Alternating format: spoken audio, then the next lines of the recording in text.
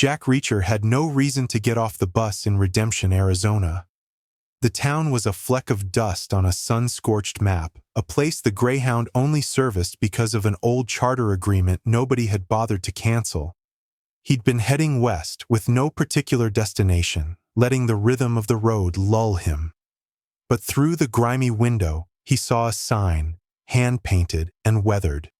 Redemption. Pop. 1214. The end of the line. The irony was too thick to ignore. He pulled the cord. The bus hissed to a stop, leaving him in a cloud of diesel fumes and silence. The heat was a physical weight. The town square was a patch of bleached grass with a single drooping mesquite tree. The buildings surrounding it, a general store, a sheriff's office, a diner, and a boarded-up cinema, looked tired, as if the sun had leached all the ambition out of them. There was no one on the street. It was a town holding its breath. Reacher needed coffee. The diner, named the Silver Spoon, had a flickering neon sign, even in the middle of the day. He pushed open the door, and a small bell announced his arrival with a sad little jingle. The air inside was cool and smelled of stale coffee and grease. A handful of patrons, all men in worn work clothes, sat hunched over the counter. They stopped talking when he walked in. Every eye was on him. He was a big man, 6'5", with a build that didn't come from a gym. He wore simple clothes, bought cheap and discarded when they wore out. He carried no luggage.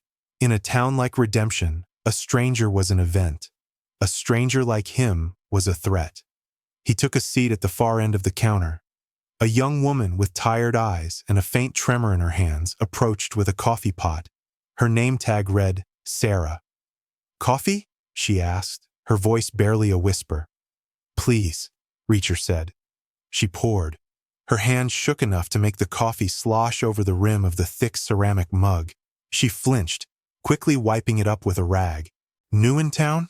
one of the men at the counter asked. His voice was gravelly. He had the hard, sun-beaten face of a man who worked outdoors. Reacher took a sip of the coffee. It was bitter, but hot. "Just passing through." "Don't get many people just passing through Redemption," the man said.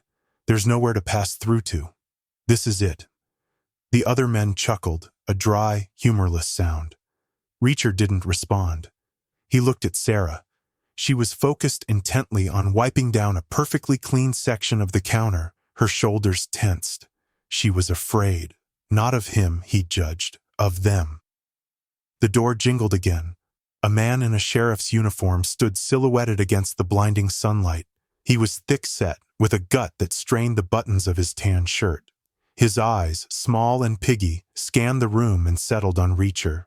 He strolled over, his boots heavy on the linoleum. "Well now, what have we here?" he said, his voice a low drawl that was meant to be friendly but wasn't. "Don't recognize you." "I'm new," Reacher said flatly. "I'm Sheriff Brody, and in my town, I like to know who's drinking my coffee." He placed his hands on his hips. It was a practiced pose of authority. "Reacher, and I'm paying for the coffee." Brody's eyes narrowed. "Got a smart mouth? I don't like smart mouths. They tend to lead to trouble, and we don't have trouble in Redemption. We're a quiet community."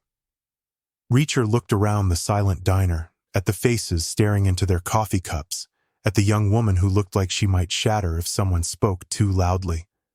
"Looks it," he said. The sheriff leaned in closer, his voice dropping. "There's a bus out of here at 6 p.m. It goes east, the way you came. I suggest you be on it." "That's a suggestion?" Reacher asked. "It's the kind of suggestion you don't want to ignore," Brody said, his hand casually resting on the butt of his sidearm. He gave Reacher one last hard look, then turned and walked out. The bell jingled his departure. The silence he left behind was heavier than before. The men at the counter finished their coffee quickly and filed out. Soon it was just Reacher and Sarah. He signaled for a refill. As she poured, her hand steadier now that the others were gone, she spoke so softly he had to lean in to hear. "You should listen to him, Sheriff Brody. It's better for you if you leave." "Why?" She looked up, her eyes wide with a fear that was deep and old. You ask questions. They don't like questions here. Nobody does. What are they afraid I'll ask about? She shook her head, pulling back. I've said too much. Please, just get on that bus. Reacher watched her retreat to the kitchen. He knew then he wouldn't be on the 6 p.m. bus. Trouble didn't find him. He had a knack for stumbling into places where it was already waiting. Redemption was quiet, but it wasn't peaceful. It was the quiet of a tomb, and he was about to start turning over stones. He spent the afternoon walking. The town was small, but the layout told a story. At the north end, perched on a low hill overlooking everything, was a large modern house, a fortress of glass and steel that was completely out of place with the dusty decay below. A long private road led up to it. At the other end of town, past the last of the sad little houses, was the Colton silver mine. It was the reason Redemption existed. A sign at the gate, freshly painted, read, Colton Mining Corp., building our community since 1952. But the machinery was silent. Piles of tailings sat undisturbed. The place felt dormant, yet a new-looking fence topped with razor wire suggested it was still very much in use. Reacher circled back to the general store. He bought a toothbrush, the only luggage he ever needed. The old man behind the counter, whose skin was like wrinkled parchment, barely made eye contact. Need a room? The man grunted. Is there a motel? The old motor court, west end of town. Can't miss it. Only one. The motor court was a series of small, dilapidated cabins arranged in a U-shape. A single car, a dusty pickup truck, was parked in front of one. Reacher paid cash for a room. The lock was flimsy, the bed sagged, but it had a door and a window. It was enough. He didn't plan to sleep. He sat in the dark, watching the town through the grimy window pane. He saw Sheriff Brody's cruiser make a slow pass of the motor court twice. He saw headlights sweep down from the big house on the hill. Redemption was a company town, and he was beginning to understand who the company was. Around midnight, he slipped out of his room. The desert air was cool now. He moved silently through the back alleys, sticking to the shadows. He wasn't going to the mine, not yet. He was going back to the diner. Lights were still on in the back. He found a window and looked in. Sarah was sitting at a small table, her head in her hands. A man stood over her. He was tall and lean with the cruel face of a predator. Reacher recognized him from the diner earlier. It was the man with the gravelly voice. I'm telling you, Jedediah is not going to be happy, the man said. That stranger, Brody should have handled it. It's not my fault, Dale, Sarah whispered, her voice choked with tears. He just sat down. What was I supposed to do? You were supposed to keep your mouth shut, like you always do, like you're supposed to about your brother. Don't talk about Michael, she shot back, a spark of defiance in her voice. Dale backhanded her across the face. A sharp, ugly sound. Sarah cried out, more in shock than pain. Reacher's hands clenched into fists. He had seen enough. He kicked the back door off its hinges. The wood splintered with a deafening crack. Dale spun around, his eyes wide with surprise that quickly turned to fury. Sarah scrambled back, her hand to her cheek. You need to learn to keep your hands to yourself, Reacher said, his voice a low, dangerous rumble. He stepped into the small kitchen. Dale was big, but he was slow. He swung a wild punch. Reacher moved inside the arc of the blow, deflecting it with his forearm. He drove the heel of his other hand into Dale's nose. There was a wet, crunching sound, and Dale staggered back, blood pouring down his face. He wasn't finished. He reached for a large butcher knife on the counter. Reacher didn't give him the chance. He closed the distance in a single step, an elbow to the jaw, a knee to the solar plexus. Dale crumpled to the floor, unconscious. Reacher turned to Sarah. She was staring at him, her fear now mixed with something else. Awe. Hope. Who's Jedediah? Reacher asked. She hesitated, her eyes flickering towards the unconscious man on the floor. Jedediah Colton, she said, her voice trembling. He owns the mine. He owns this town. Dale is his nephew. And your brother? Michael? Tears welled in her eyes. He worked at the mine. He saw something he wasn't supposed to. He told me he was going to go to the authorities. The next day, he was gone. They said he just packed up and left town. But Michael wouldn't do that. He wouldn't leave me. When was this? 2 months ago. 2 months. Long enough for hope to curdle into despair. What did he see? Reacher asked. He wouldn't tell me. He said it was safer if I didn't know. He just said, the silver wasn't the only thing they were pulling out of that ground. Reacher looked at the man on the floor, then back at Sarah. Her quiet plea for him to leave now seemed like a lifetime ago. He had turned over the first stone. Now he had to see what was underneath. Is there somewhere else you can stay tonight? He asked. They'll come looking for him. She shook her head. I have nowhere to go. Then you'll stay with me, he said. It wasn't a question. He helped her up, his touch gentle. We'll use my room. They'll expect me to run. They won't expect me to stay. They slipped out the back of the diner and made their way through the sleeping town to the motor court. Reacher wedged a chair under the doorknob of his room, a flimsy precaution, but better than nothing. He gave Sarah the bed and took the lumpy armchair by the window where he could watch and wait. Why are you doing this? She asked from the darkness. You don't even know me. Reacher looked out at the silent street, at the oppressive shadow of the Colton house on the hill. I don't like bullies, he said. It was the simplest truth he knew. The sun was barely a rumor on the eastern horizon when the sound of a vehicle approaching pulled Reacher from his light doze.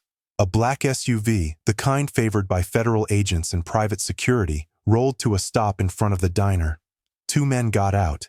They were big, dressed in practical work clothes, and moved with an efficiency that suggested they were used to this kind of work. They went into the diner. A few minutes later, they emerged, dragging the still limp form of Dale between them. They threw him in the back of the SUV and drove away, heading up the hill. They knew, and they knew who was responsible. Sarah was still asleep. Reacher watched her for a moment. She looked younger in her sleep, the lines of fear and worry erased from her face. He felt a protective instinct he rarely allowed himself to indulge. It was a complication. Complications got people hurt. He slipped out of the room as silently as he had entered. He needed to control the narrative, to push before they could push back. The first stop was the sheriff's office. The door was unlocked. Brody was at his desk, nursing a cup of coffee. He looked up when Reacher entered, and his face hardened. There was no surprise in his eyes. He'd already had his morning call from the house on the hill. I told you to be on that bus, Brody said, his hand moving instinctively toward his weapon. I missed it, Reacher said. He leaned against the door jamb, filling the frame. I need to file a report. An assault. A man named Dale attacked a young woman at the diner last night. Brody gave a short, ugly laugh. Is that what happened? Funny, I heard a different story. I heard some drifter came into town, started trouble, and assaulted one of our local citizens. A citizen who was hitting a woman. Dale Colton can be a little hot-headed, Brody said, his tone dismissive. Sarah is used to it. She knows her place. You, on the other hand, don't seem to know yours. I also want to file a missing persons report, Reacher continued, ignoring the threat. Michael O'Connell, Sarah's brother, disappeared 2 months ago. Brody's face went blank. It was a practiced, careful blankness. Michael O'Connell left town, found a better job somewhere else. Happens all the time. This town doesn't have much to offer a young man. Sarah doesn't think so. She thinks something happened to him. At the mine. The sheriff stood up, his chair scraping against the floor. The mine is private property, owned by Jedediah Colton, the man who signs my paycheck and built that clinic your drifter buddies would use if they ever got sick. You are way out of your depth, son. You're poking a hornet's nest. I just want to find out what happened to the kid, Reacher said. There's nothing to find out, Brody snarled. Now I'm going to give you one last chance. Get in your room, pack your non-existent bags, and walk out of this town. Don't look back, or the next time we talk, it will be in a cell, or maybe not at all. Reacher stared at him for a long moment, letting the silence stretch. "Thanks for the coffee," he said, and walked out. He knew talking to Brody was useless, but it served a purpose. It confirmed the lines were drawn. The sheriff, the town, the Coltons, they were all on one side. He and Sarah were on the other, and he knew his next move. If the answer was at the mine, he had to get inside, but not in daylight. He spent the day as a tourist in a town with nothing to see. He walked the perimeter, noting the access roads to the mine, the camera placements on the fence, the routines of the few security guards he saw. He was patient. He ate lunch at the diner. Sarah served him, her movements quick and nervous. There was a fresh bruise on her cheek, a dark flower blooming on her pale skin. She didn't speak to him, but her eyes conveyed a desperate message. Be careful. As evening approached, he went back to the motor court. He told Sarah his plan. "It's too dangerous," she said, her voice shaking. "They have guards. Dogs." "I'll be careful," he said. "You stay here. Lock the door. Don't open it for anyone." He left just after dusk, melting into the long shadows cast by the setting sun. The desert cooled quickly, and the sky filled with a spray of stars so bright they seemed close enough to touch. He moved cross-country, avoiding the roads. His size was deceptive. He could move with a quiet grace that defied his bulk. The mine's perimeter fence was 8 feet high and topped with wire. He'd spotted a section earlier where a deep arroyo ran close to the fence line. The erosion had weakened the soil around one of the posts. It was a vulnerability. A big man putting all his weight and strength against it could create a gap. He pushed. The post groaned, then bent, popping loose from the dry earth. He squeezed through the gap he'd created. He was in. The main mining operation was silent, a ghost yard of machinery under the moonlight. But he could see lights and hear the low thrum of a generator coming from a secondary shaft set away from the main complex. This was the place Michael had been talking about. He moved from shadow to shadow, a ghost in the machine graveyard. He could hear the bark of a dog in the distance, but it was a lazy, bored sound. The guards were complacent. They hadn't had a real threat in years. The secondary shaft was newer.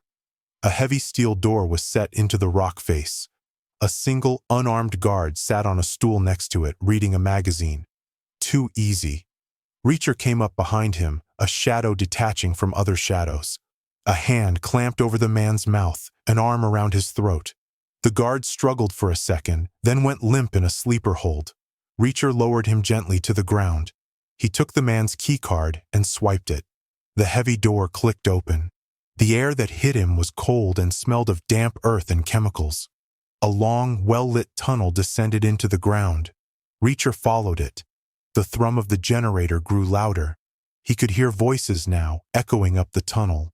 He reached the bottom and peered around a corner. The tunnel opened into a massive cavern, clearly man-made, but it wasn't a mine. It was a storage facility.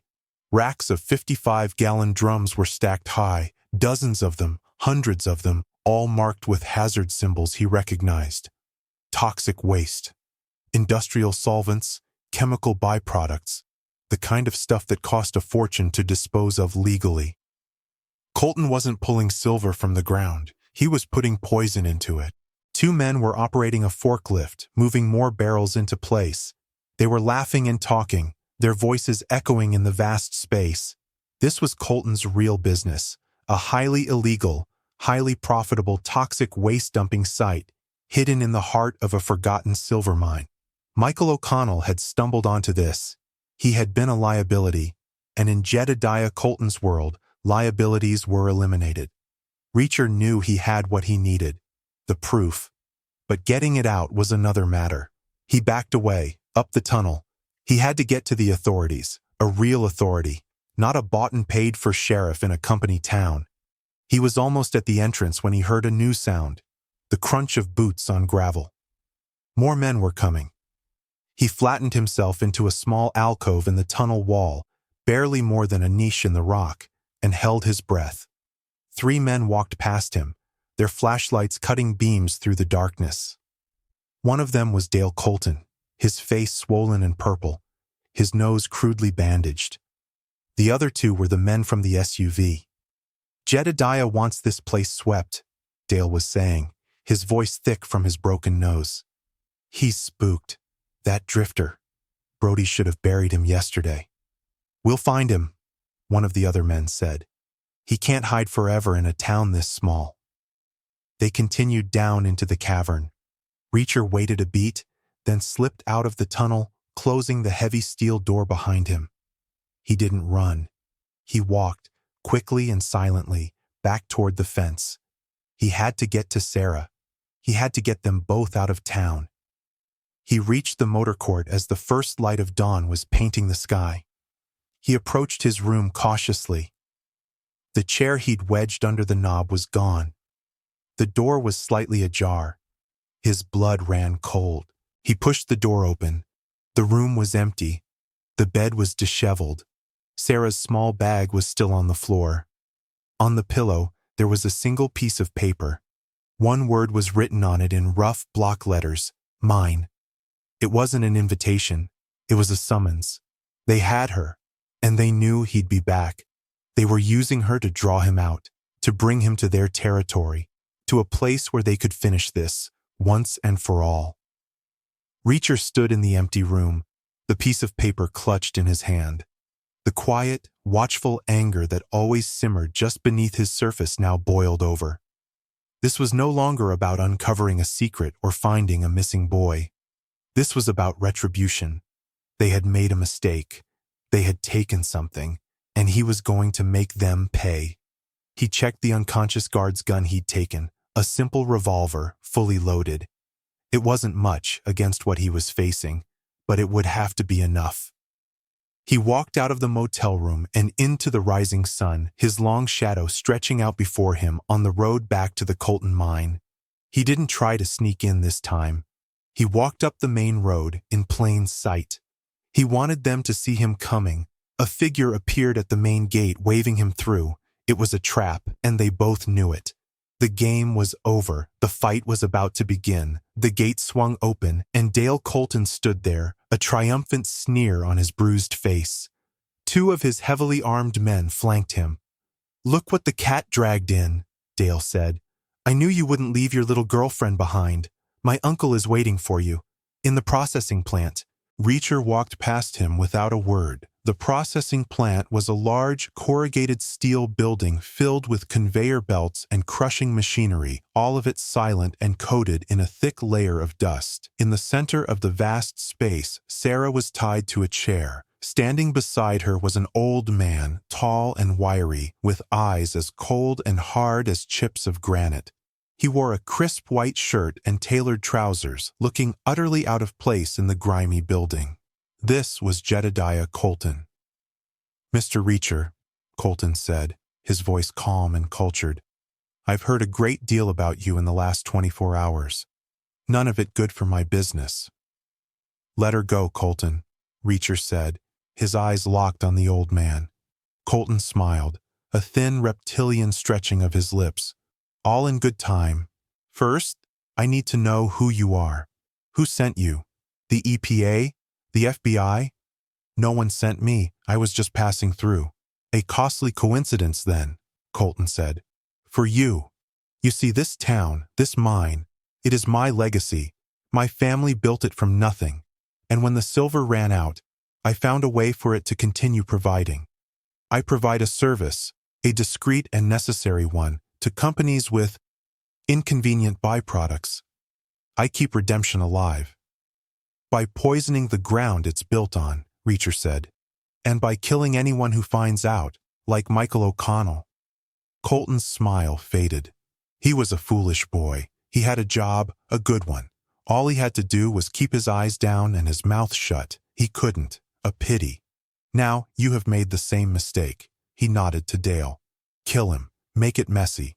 Dale and his men raised their rifles. Reacher moved. He wasn't faster than a bullet, but he was faster than they expected. He dove behind a massive piece of ore-crushing machinery as the first shots rang out, bullets sparking off the steel frame. He had a revolver against 3 automatic rifles. Bad odds. He needed to change the math.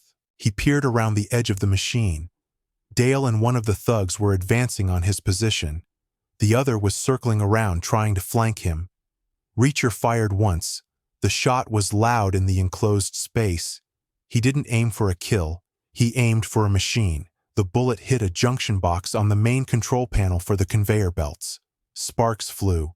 With a groan of protesting metal, the belts began to move. The sudden noise and motion startled them. It was the distraction he needed. He fired again, this time at the thug advancing with Dale. The man cried out and dropped, clutching his leg. One down. Dale laid down a spray of covering fire, forcing Reacher back behind the machine. The flanking man was getting closer. Reacher could hear his footsteps on the concrete floor. He took a breath, counted to 3, and then moved, rolling out from the other side of the machine. He came up firing. The flanking thug was surprised. Reacher's bullet caught him in the chest. He went down hard, 2 down. Now it was just Dale and Colton. "Useless!" Colton screamed at his nephew. "Kill him!" Dale, panicked, fired wildly, emptying his clip. Reacher used the noise to move again, sprinting across the open floor, using the thick steel supports of the building as cover. He was closing the distance. Dale fumbled to reload. It was the opening Reacher needed. He burst from behind a pillar and charged. Dale looked up, his eyes wide with terror. He was too slow. Reacher hit him like a freight train. The rifle clattered to the floor. Reacher drove a fist into Dale's stomach, then an elbow to the side of his head. Dale collapsed in a heap. Silence descended on the plant. It was just Reacher and Jedediah Colton, who now held a small silver-plated pistol to Sarah's head. "Stay back," Colton yelled, his calm demeanor shattered. "One more step and she dies." "You're out of men, Colton," Reacher said, advancing slowly, his own gun held steady. "It's over." "It's never over," Colton shrieked, his face a mask of fury. "This is mine. You won't take it from me." He was unstable. He was going to pull the trigger. Reacher saw it in his eyes. He had to act. He did the last thing Colton would expect. He dropped his own gun. It clattered on the concrete. "See?" Reacher said, raising his empty hands. "It's over." Colton hesitated for a fraction of a second, his eyes flicking down to the discarded weapon. It was all the time Reacher needed. He lunged forward. Colton fired, but his aim was thrown off by the sudden movement. The bullet went wide, whining into the steel rafters. Before he could fire again, Reacher was on him. He grabbed the old man's gun hand, twisting it with brutal force. Bones snapped. The pistol fell. Colton screamed, a high, thin sound of pain and rage. Reacher hit him once, a short, precise jab to the chin. The patriarch of redemption crumpled to the ground, unconscious. Reacher went to Sarah, quickly untying her. She threw her arms around him, sobbing. "It's okay," he said, his voice softer than she'd ever heard it. "It's over now." He picked up his revolver and walked to the main office. The phone line was still active. He called the state police, then the regional EPA office. He gave them the location and a brief, blunt summary of what they would find. He didn't leave his name. When he walked back out, Sarah was waiting for him. The sirens were faint in the distance, but getting closer. "What now?" she asked. "Now, they'll clean up this mess," he said, "and you'll be free to live without fear. And you." He looked toward the main road, the one that led out of town. "There's a bus coming through in the afternoon," he said. They walked out of the mine together, leaving the wreckage of the Colton Empire behind them. They didn't speak. There was nothing left to say. He had arrived in a town with no future and found a reason to give it one. At the edge of town, they stopped. The first of the state police cruisers was speeding past them, heading for the mine. "Thank you, Reacher," Sarah said, her voice clear and strong. He just nodded. He turned and started walking toward the highway. He didn't look back. He never looked back. He had a bus to catch, and the road ahead was long.